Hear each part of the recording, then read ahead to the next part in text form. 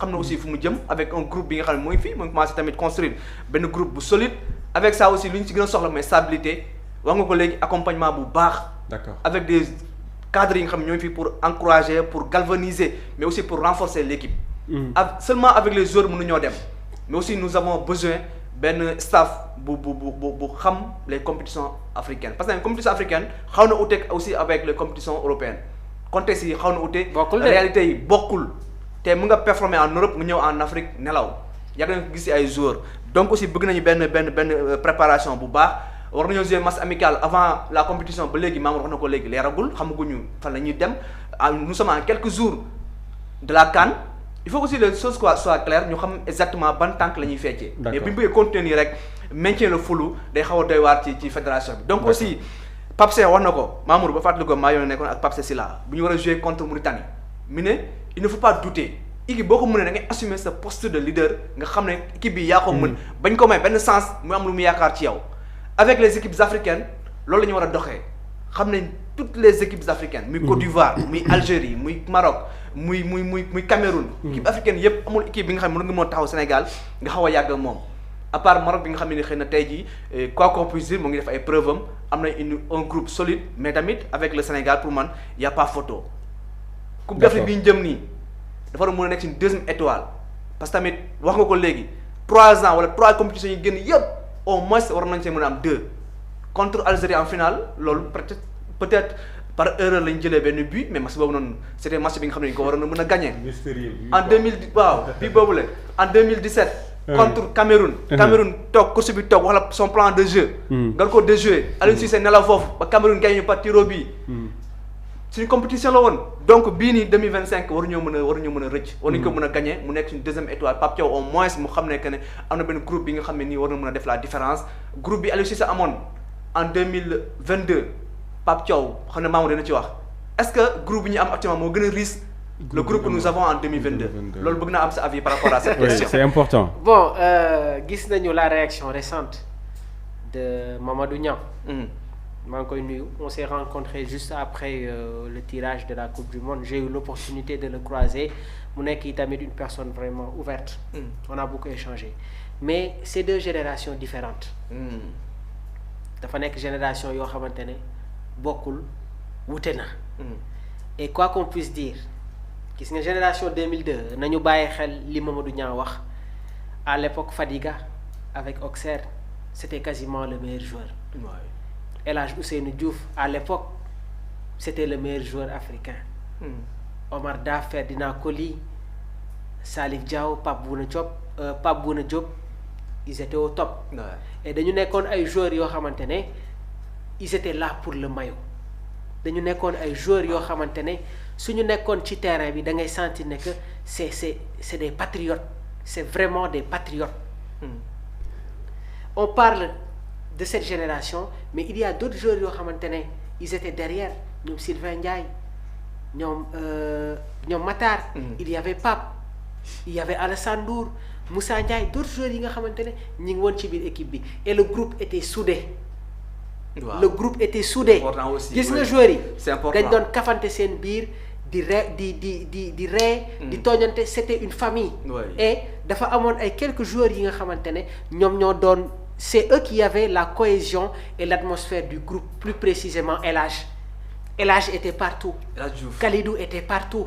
Pape Bouba Diop c'était le métronome il était toujours au milieu voilà mais il y avait une très forte communion. Mais gis nga génération boobu noonu ak bii dafa xaw a am tuuti similitude parce que tanière bi jeune joueur bu fi ñëw rek gars yi dañ lay imprégné. waaw on l'a vu. te Kalidou Gana ak Sadio. Ils ont les mêmes attitudes que avaient les cadres de la génération 2002. Et pourtant cadres yooyu noonu certains on les retrouve dans le staff et au niveau de la fédération. Lamine Diatta, Ferdinand Coly, Tony Mario Silva, Kalidou Fadiga et ñooñu ñoo gënoon am tour sur la génération 2002. léegi nag il y a un système d'accompagnement sur l'aspect communicationnel bi nga xamante ne moom moo nekk en place. te booy yi nag ñi ngi déglu loolu mais ci matière bi Mamour est-ce D'accord. que si matière bi ah. Oui. sama question dama si ñëwaat. Badara boo ko Vite fait, Badara boo ko vite fait, may waaw boo ko vite may fait. parce que c'est intéressant Oui. mooy est-ce que qualité bi ñu amoon en 2022 est-ce que on a la même qualité en 2025 man foofu sama question la Mamour. Abdourahmane. oui. c'est une question très complexe. gis nga génération boobu am na fu match tolloon dañ daan wane sañ-sañ. waaw. ngeen baal ma ci terme bi mais dañu bëri woon ay bandi ci équipe boobu noonu. Ah oui parce que am na fu match di toll joueur moo koy gagné. waaw. et c'est ce que El Hadj faisait et Diouf dafa def récemment benn sortie mu ne bi Pape ñëwee li mu njëkk a def mooy dafa dem wax ak Iliman Ndiaye mu ne ko fais-toi plaisir et man dans Iliman Ndiaye je vois un peu El Hadj Diouf parce que D'accord. quasiment El Hadj ak Diouf Iliman ak Diouf ils sont très proches et gis nga attitude boobu noonu bi El Hadj amoon dama gis Iliman mu def ko bi ñuy football face à l'équipe du Soudan du Sud sur le premier but maanaam am na fu match di toll il faut D'accord. impérativement kenn débloquer la situation mais nag attention booy yi ma gis nii ay ndaanaan lañu te ce qu'il faut savoir mooy ñoom Diouf biñ koy toj dañoo tolloon ci benn âge alors que booy yi bi ñuy toj dañu nekk actuellement ci seen digg doole donc foofu xaw na am tuuti différence te nag quoi qu'on puisse dire ils sont dans les meilleurs clubs te nag am nañu talent parce que Sadio Ballon d'Or ñu à un moment donné ñu évoqué woon ko étant le meilleur joueur du monde ah est-ce que am na joueur Sénégal boo xamante ne mus nga atteindre cap bi nga xamante ne Sadio atteindre woon na ko Iliman Ndiaye à ce stade sur sa valeur marchande un joueur qui boo xamante ne actuellement c'est entre 75 et 80 millions d'euros à l'époque est-ce que cette génération là amoon nañu joueur boo xamante ne toll nañ foofu c'est un point d'interrogation Edouard Mendy en termes de palmarès en termes de statistiques est-ce que li nga xamante ne gagné na ko dans l'histoire du football sénégalais D'accord. am na ku ko am c'est quand même un problème Kalidou Koulibaly sur ses performances sur sa trajectoire D'accord. sportive donc il y a tant de choses yi nga xamante Oui. ne mun nañ ko wax mais nag Badara qu'on le veuille ou non c'est deux générations D'accord. mais il y a énormément Oui, de la qualité c'est bon. ci Abdourahmane ñu bàyyi la nga tàggatoo. waaw ma bàyyi waaw ñu bàyyi la nga dama fay jaaroon rek alors merci Dama beaucoup nuyoo quoi. dama la jaaroon di leen bëggee alors ma lay remercier bu baax a baax Badara donc émission vraiment am na solo te tamit ñu ngi koy suivre bu baax a baax a baax même sama bu nekkee sama gàlle damay toog suivre di xool analyse yu pertinentes yi nga xam ne dafay amee mais surtout lépp luy information ci tanière bi même aussi des informations yi tamit yu jóge ci football international yëpp dañ koy amee fii donc Mamour aussi def tamit liggéey bu am solo vraiment ci Sport Live ànd ci équipe am Yaya Badara ak aussi les invités yi nga xam ne dañ fiy ñëw gars yi doño nuyu gars yi moom xoolal non c'est important quand même fii ba c'est important quand même parce que bon, football dafa on est un peu pris par le temps quoi voilà donc de remercier bu baax a baax Badara donc Oui. liggéey bi am na solo encore une fois jaajëf donc yaa mu jëlal place bi moom aussi en temps ñu Mamour ñu bàyyi la nga tàggatoo.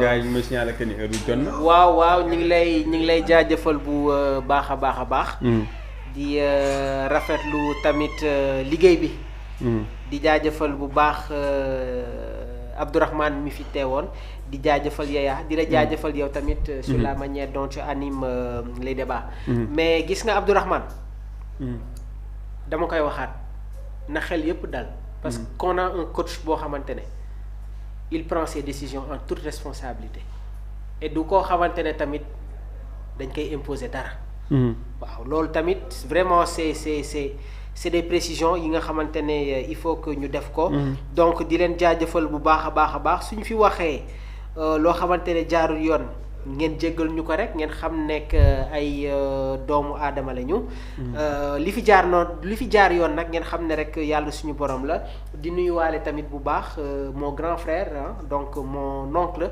depuis les États-Unis muy tonton Mamadou Sarr maa ngi koy nuyu bu baax et toute la famille vraiment maa ngi leen di ziar bu baax a baax ñoom tamit ils sont tout le temps scotchés à l'actualité de Sport Live 221 et toute la communauté donc yéen ñi nga xamante ne bëgg ngeen intégrer le groupe Sport Sport Live mun ngeen woote sur le 77 259 46 95 77 259 46 95 di ziar bu baax a baax tamit ki nga xamante ne moom mooy sëñ Mourtala Lo maa ngi koy ziar bu baax a baax di la jaajëfal bu baax yaa ñu bàyyi la nga tàggatoo. waaw Badara maa ngi lay jaajëfal bu baax a baax sànq amoon nañ gan comme ni ngeen ko waxee Abdourahmane moo fi daloon indi fi aussi analyse yu am solo di ziar Mamour bu baax di am mbégte bokk ak moom plateau ndax pertinence am aussi ak disponibilité bi nga xamante ne am na ko ak fidèle internet Sport Live 221 Badara maa ngi lay béggee bu baax. jaajëfal bu baax a baax Mamour jaajëfal aussi Abdourahmane mi fi jaaroon sànq toute l' équipe technique de Sport Live 221 Omar Ali mi nekkoon ci technique bi la communauté de Sport Live 221. ñu leen di jaajëfal. liste bi suñ ko génnewee minuit. dañuy ñëw def émission on sera là incha allah rabbi à 2h du matin on sera là à 3h on sera là jusqu'à demain on sera là. donc restez scotché sur Sport Live 221 ñu dégtal leen lépp loo xamante ni si rek ñal ne sport donc ñu xaarandi publication liste bi incha allah on sera là avec toute l' équipe jaa ngeen jëf.